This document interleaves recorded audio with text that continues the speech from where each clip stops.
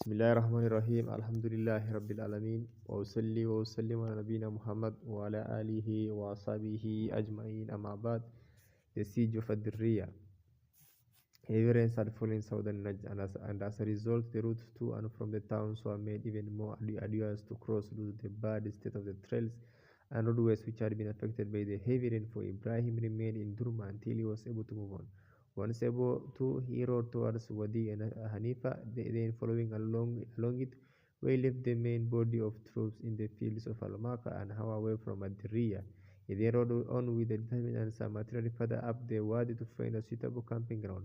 Upon the first observations of Ad-Diriyah, Ibrahim paused at Ilb, Al-Palm Grove belonging to Amir Faisal bin Saud.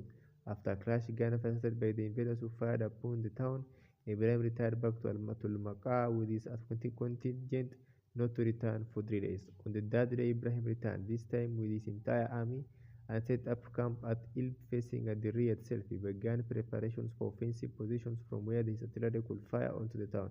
The area was well fortified, and in the months leading up to the siege, the Imam had reinforced much of its outer walls and prepared the town itself for the heavy bombardment it was due to receive. Surrounding Diriyah itself was not an option for the two Turco-Egyptian forces, since the town was too big and the venue was too small for such a task. The usual method in laying siege to a town could no longer be put into operation here, as each side of the high edges of Wadi Anifa had walls built on either side of it, with the bastions lining them.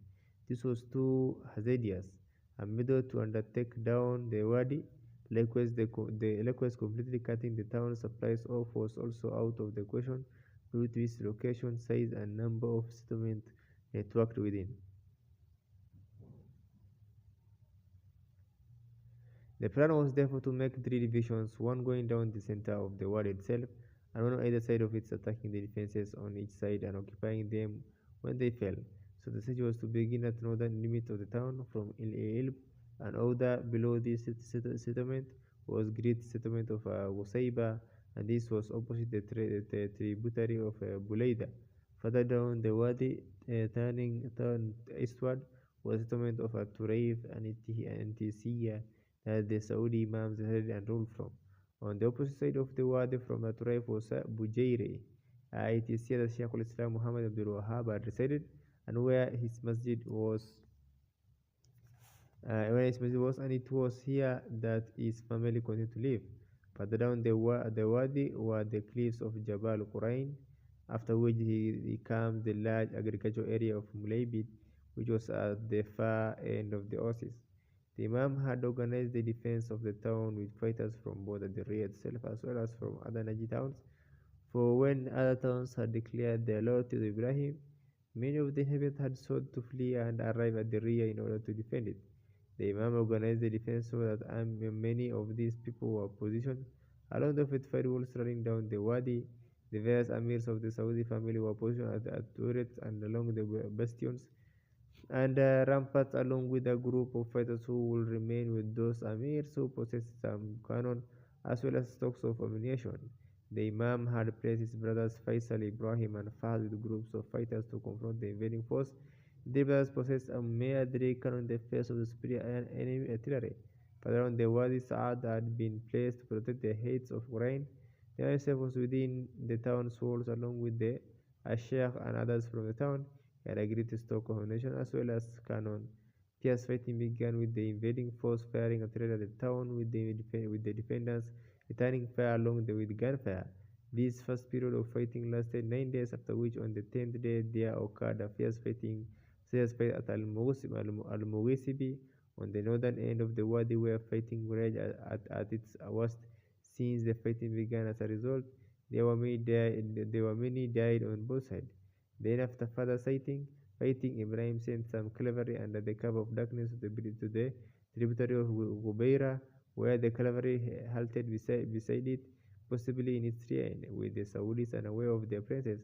Then at sunset, Ibrahim sent a detachment in the direction of Gubeira to confront the defenders face to face, once within range of the Saudis, and once the fighting erupted, the cavalry which had been lying in wait emerged, whereupon the Saudis were now being attacked from the rear as well as from the front.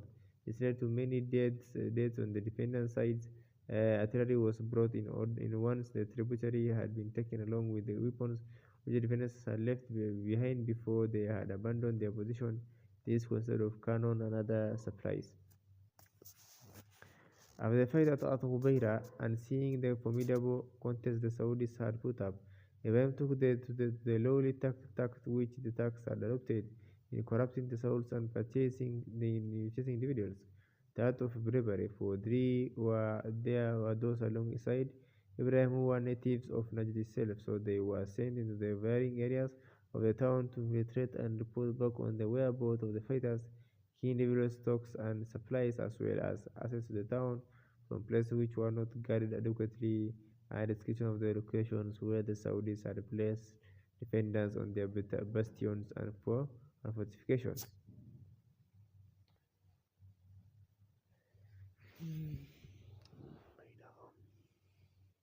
The information that came back to Ibrahim proved highly useful to him, for after this he attacked Samha, a well-known palm grove situated at the top end of Ad Dir'iyah, near the Wadi. Some of the fiercest fighting of the whole war took place here. Ibrahim sent cavalry along with Ali Awzan towards Samha, while sending other detachments to the west in order to outflank the Saudis who were guiding the area. With Samhan taken there was further loss of life on both sides. However, Ibrahim was unable to follow up his initial success at Ubaira and Samha due to his supplies having fallen short. So chose to avoid the supply caravans which had already been dispatched. He allowed the Saudis to regroup and make new defenses further down the Wadi. The Samhan fort was taken soon after, which commanded a vantage point from which artillery was placed. Ibrahim's force then set up artillery on either side of the Wadi and attacked the tower in which Abdullah bin Abdulaziz and his brothers and his men were located. Fighting took place at this point wherein Ibrahim directed round after round of artillery fire upon the tower, which caused some of it to collapse. Though some of it remained standing, Abdullah came out with some of his men and stood firm to defend the rampant opposite. While the invaders reached and captured the tower he had been defending, Umar bin Saud, the Imam's brother, was in another tower nearby and was now under attack due to the fall of this previous tower. Ali Awzun turned on him all that he had and fired with artillery and cannon while ordering his men to direct their musket fire at the tower. When this happened, Ali Awzun called out to the contingent of men he had set up behind the tower, thus trapping Umar between two attacking sides. The attacks intensified and were conducted simultaneously, which forced Umar to withdraw and retreat back, which led Ibrahim to move forward with his force and cut off the Imam's other brother Faisal. The two invading forces now attacked Faisal while at the same time the Moroccan and Egyptian invaders launched an attack on the northern buttress of the Saudis. This buttress was being bombarded by Ibrahim's forces, which tapped the defenders who were losing the southern and northern sides. This was leaving Faisal outflanked. The defenders, leaving their cannon and supplies, set out to attack the enemy with just their swords and daggers, penetrating the invaders and forcing them back to Palm Grove, known as Salmani. It was at this point that Faisal and his brothers had come out and charged at the enemy with their swords and daggers, chased them while the enemy turned and retreated after a great number of them had been killed. Having left their position, Faisal, his brothers, Saad and their men then made new defenses further down the Wadi. The defenses were set up with the Imam's brother Faisal along with his brother Turki and Fahad and their men in the central position and their men in the central section of the Wadi, while the southern section was held by Ibrahim bin Saud along with the people of Al-Bujaydri.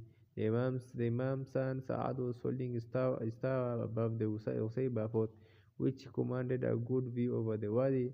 Saad also had with him a formidable cannon which played a major role in the war and held off an attack on the lower end of the rear. The Imam himself was in the heavily fortified area between the two gates of Babu Samhan and Babul Qila'ul Bilad, along with the scholars of Al-Sheikh and their relatives and other notables of Ad Dir'iyah. Each and every tower belonging to the Saudis was faced with an alternative tower in the hands of the Turco-Egyptian force, as was the position of the defenders in general. Ali Awzun went round to the southern areas opposite the southern bastions defended by the Saudis. Ibrahim meanwhile had positioned his men throughout the areas of the city which had already been captured. The rampart of his men directly faced the rampart of the defenders which had been put in place by his siege. engineers having been built and supported by stone.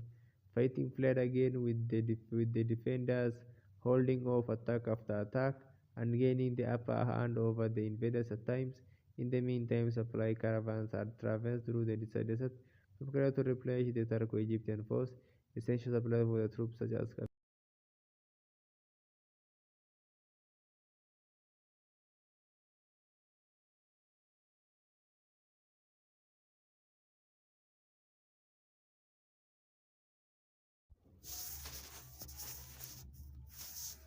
again with the defenders holding off attack after attack and gaining the upper hand over the invaders at times.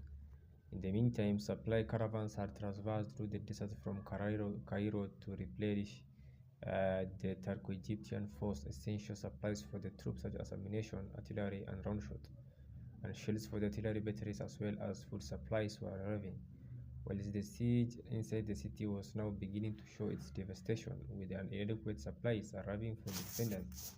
For every 1,000 troops killed in Ibrahim's force, another 1,000 will arrive along with supplies, whereas the defenders were on a continued decline in their numbers when their fighters were killed every day after day.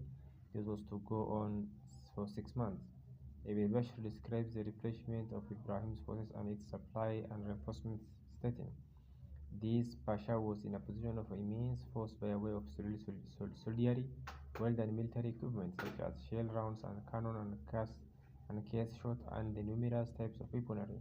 Likewise, the frequent supply caravans arriving constantly from Egypt bringing soldiers and powder magazine artillery stores and military hardware as well as pleasurable gratifications and stores, and other than that, from everything that replenishes an army, even the onions, they will arrive to him.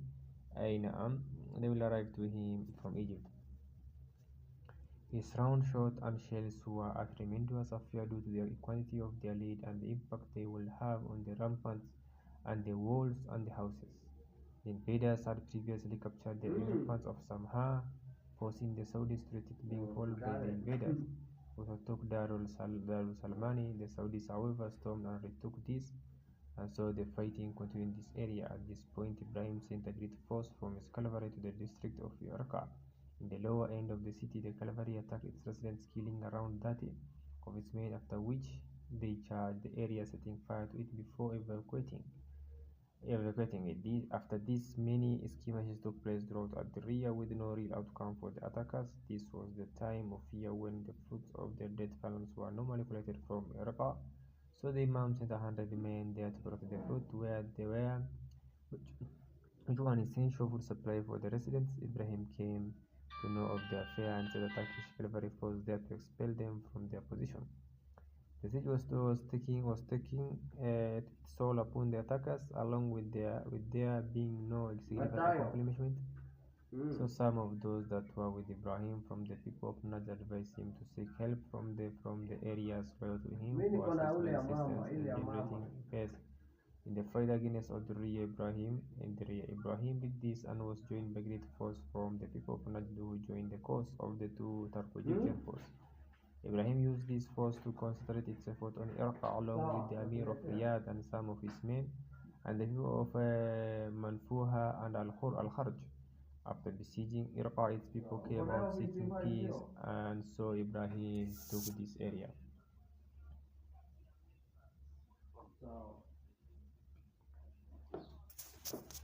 Soon after this, there occurred the well-known explosion in the main camp of Ibrahim.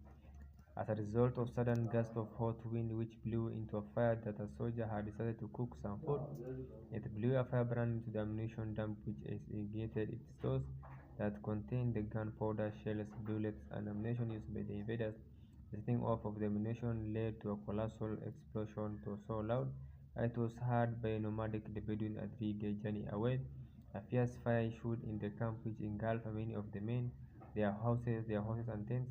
The disoriented troops that survived fled to the hilltops around their camp to seek refuge from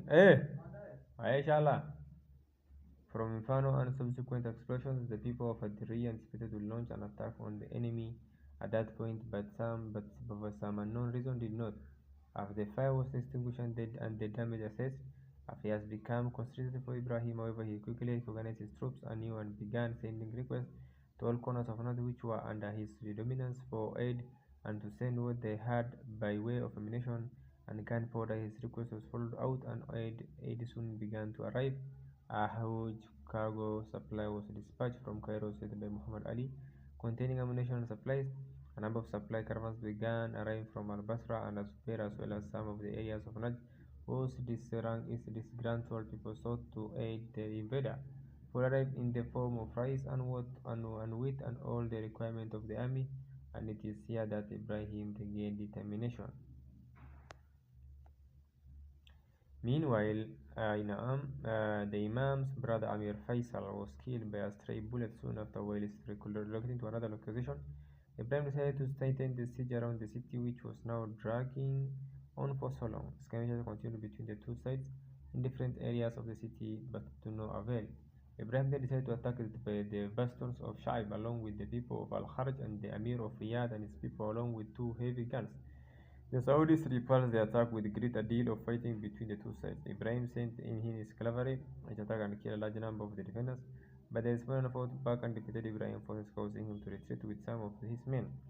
After a great number of his cavalry had been vanquished, Ibrahim soon returned, and fighting broke out again from sunrise, continuing till before the midday prayer, while the fighting only coming to a halt after considerable loss of lives on both sides. This a number of skirmishes continued, but the siege was taken an ultimate toll on the defenders. People had started leaving the city, and individually as well as in groups.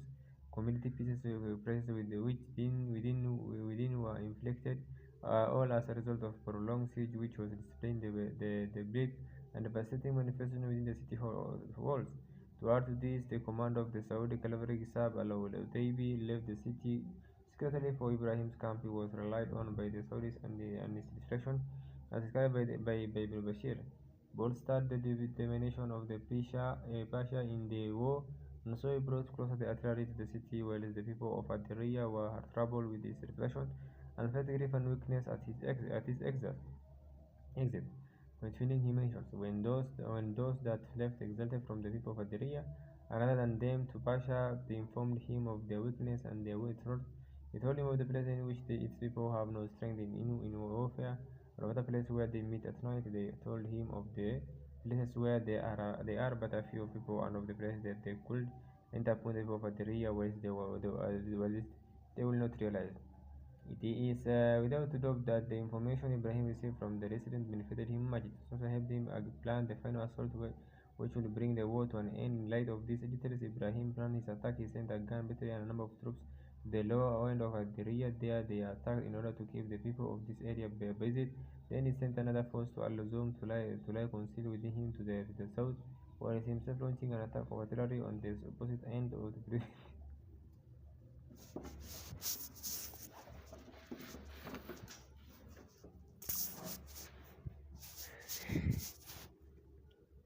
On the morning of Saturday,